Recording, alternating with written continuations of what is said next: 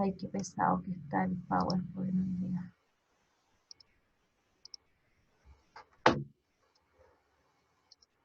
Respecto al pH,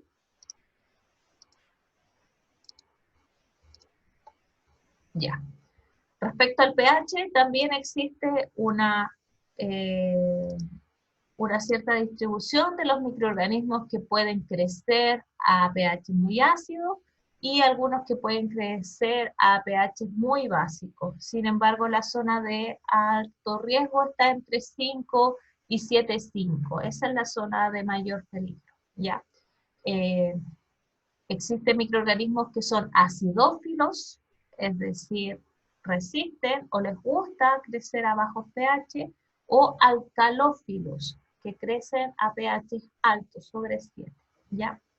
Aquí hay algunos ejemplos de distintos compuestos o alimentos que se mueven dentro de estos pH, por ejemplo el jugo gástrico y el jugo de limón. El jugo de limón, su pH ese es ácido cítrico, está en torno a 3. El jugo gástrico un poquito más bajo, ¿ya? Por eso el estómago es un buen desinfectante. Muchas de las cosas que nosotros consumimos, que pueden estar contaminadas, llegando al estómago, pueden ser eliminadas y luego no llegan al intestino y no nos enferman. El problema es que el estómago está muy cerca de la boca, entonces si no masticamos bien, o la carga microbiana es muy alta, ese tratamiento con pH ácido no es suficiente, ¿ya? Por eso es importante comer lento, masticar bien, moler bien, hay una mejor absorción de los nutrientes y además los microorganismos, si están ahí presentes, quedan expuestos y llegando al estómago pueden ser eliminados. Sin embargo, aquí ven, hay hartos alimentos que están dentro de este rango ácido, como por ejemplo, bueno, refresco cola, la Coca-Cola, el vinagre.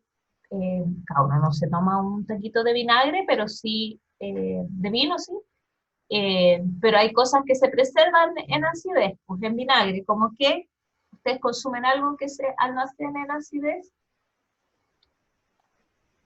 Cebolla en escabeche, por ejemplo. Todo lo en escabeche, ¿cierto? La cebolla en escabeche, los ají en escabeche, los picles, todo eso se usa el pH para preservar, ¿ya? Así que para que vean que, que todo esto se aplica, todo esto se aplica. El chocrú también, de hecho, en Alemania hay tienen un clima bien frío, entonces tienen escasez de verduras y casi todo lo que se consume o es un embutido, la especie de longanizas que tienen de todos los colores, con todos los sabores, con distintas mezclas de carne, y una especie de choclo, o en realidad fermentados y mantenidos a pH muy ácido. Y eso porque, claro, tenían un invierno muy largo, tenían un tiempo de cosecha muy corto, y lo que cosechaban lo tenían que preservar para el resto del año, porque no vale comer en verano y en invierno no comer. Entonces, son, ahora es más fácil porque está todo globalizado, pero antiguamente era eso lo que tenían disponible y tenían que arreglarse, ¿ya? El jugo de tomate, el tomate y ciertas frutas son bien ácidas también, y eso también puede ser utilizado como preservante, o la matriz naturalmente evita el crecimiento de ciertos microorganismos. La cerveza y el vino son matrices ácidas también, sin embargo, en ambas crece Saccharomyces cerevisiae sin ningún problema. Entonces, es un problema para algunos microorganismos, pero para otros no, ¿ya? Aquí a pH neutro tenemos la leche, bueno, la sangre, las lágrimas, el agua de mar, son algunos ejemplos, y después dentro de los básicos está el bicarbonato, o bueno, el agua mineral es agua carbonatada, y eso aumenta su pH y por lo tanto puede ser utilizado también como un método de preservación, ¿ya? El amoníaco, bueno, no sé si es tan de uso doméstico ya, antes se usaba más, pero ahora ya no se usa tanto. Es un buen desinfectante por lo mismo, porque tiene un pH muy extremo. Veamos si esto cambia, ya. Entonces aquí hay algunas adaptaciones que tienen los microorganismos para vivir en estas condiciones extremas. Solamente para destacar, el péptido glical, la pared de las células, se carga, ya sea negativamente, en el caso de los alcalófilos, porque de esa manera repele los iones hidroxilo. Y en el caso de los acidófilos, es al revés, para repeler los protones. Y de esa manera mantiene estos iones lejos de la pared, lo cual no quiere decir que no tengan que tener otros tipos de mecanismos, pero esto ya de por sí genera una lejanía de estos iones de la pared de la célula. Ya, aquí vamos a, muy cortito antes de terminar, los ácidos pueden ser de dos especies, ácidos fuertes y ácidos débiles. Los ácidos fuertes en un entorno se encuentran completamente disociados. En esta ecuación, la flecha en esta dirección es muy grande. Entonces la mayoría del compuesto químico se encuentra disociado y los protones van dando vueltas por fuera de la célula y esto genera daño en las estructuras de ella y además produce una ruptura del gradiente de protones. Recuerden que las bacterias no tienen mitocondria. Entonces, el gradiente de protones para generar ATP se hace en unas invaginaciones o unos ciertos saquitos que se forman en la membrana plasmática. Y por lo tanto, el gradiente de protones es algo que está completamente expuesto. Entonces, si tú tienes muchos protones en el extracelular, no se generan estas zonas de alta concentración de protones, compiten con ellas, y por lo tanto evitan la formación de ATP y por lo tanto las células se quedan sin energía. Por otro lado, bueno, esto es un poquito más de lo mismo, por otro lado tenemos los ácidos débiles. Los ácidos débiles, a diferencia de lo que vimos antes, no siempre se encuentran disociados. Por ejemplo, aquí pueden ver un R es un radical, y un ácido orgánico, ¿ya? Y en este caso, este no está disociado, el protón no se encuentra libre, por lo tanto no hace daño en el extracelular de la célula. Incluso puede ingresar, debido a que si es un ácido orgánico es hidrofóbico y puede pasar la membrana. Ahora, dentro de la célula, la historia es otra.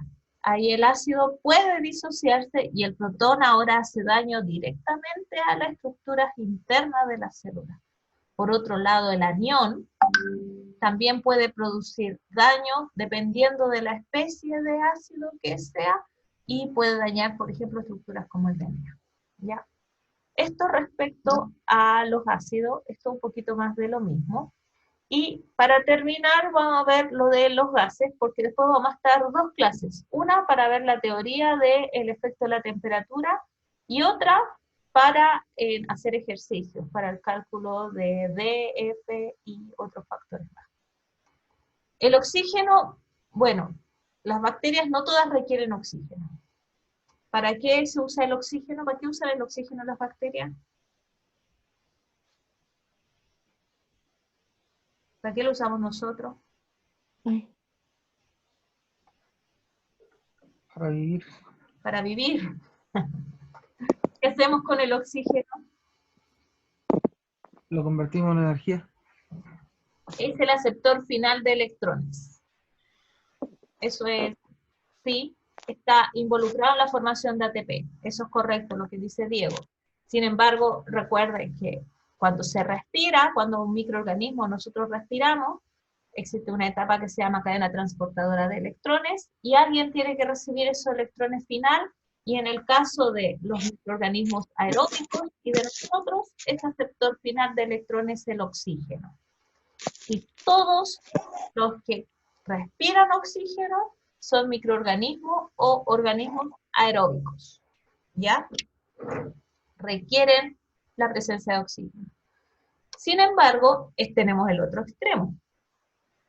Hay bacterias que no pueden resistir a un agente tan oxidante como es el oxígeno, pero sí hacen respiración. Pero el aceptor de electrones no es el oxígeno, puede ser el nitrógeno, puede ser una molécula orgánica, etc. Y son muy susceptibles a la presencia del oxígeno debido a que es un agente oxidante, produce partículas libres y daño celular. Y ellas son las anaerobias obligatorias. Existen las anaerobias facultativas, que están entre medio, pero prefieren el oxígeno, ¿ya? Tienen la facultad, la característica de, si eventualmente lo requieren, crecer en anaerobiosis, pero prefieren la presencia de oxígeno. Y tenemos el otro extremo, o el otro intermedio, por así decirlo, que son las anaerobios aerotolerantes, o sea, son bacterias que prefieren la anaerobiosis, pero pueden tolerar cierta concentración de oxígeno, cierto rango de concentración, y las microaerofilias, que requieren una concentración muy exclusiva o muy determinada de oxígeno. Hasta esa concentración pueden sobrevivir, o esa requieren, incluso la requieren. Eso quiere decir que bajo esa concentración no sobreviven, y sobre esa concentración tampoco. Crecen en un rango muy específico. Para terminar, estos tubitos representan un tubo de ensayo donde hay un medio de cultivo, y arriba, en esta zona que se ve de color roja o rosada, hay un tapón de glicerina, es decir, se evita que el aire que está presente en este tubo esté en contacto con el medio de cultivo. Por lo tanto, aquí tenemos cómo se distribuirían los distintos microorganismos en estas condiciones. Ya, chiquillos, ¿qué tipo de microorganismo es el primero? Aerobio, anaerobio, aerobio facultativo, aerotolerante o microaerofílico. Aerobio. Aerobio, ¿cierto? Crece en la superficie, tiene que estar en contacto con el oxígeno. Este de acá, el tercero, ¿qué es?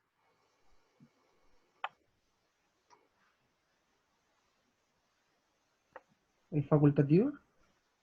Anaerobio facultativo. ¿Por qué? Porque tiene marca una preferencia, está más concentrado arriba, pero igual puede sobrevivir en la otra parte. Muy bien, Diego. Muy bien explicado. ¿Y este de acá? El cuarto. No sé, yo escuché esos dos nomás. Un microaerofílico, ¿ya? Crece preferentemente a una concentración de oxígeno muy específica, ¿ya? Entonces, se va a formar un gradiente de oxígeno entre el espacio de cabeza del tubo y el fondo del tubo, y por lo tanto ellos solamente crecen en este rango de concentración de oxígeno. Ya, chiquillos, vamos a dejarlo hasta acá.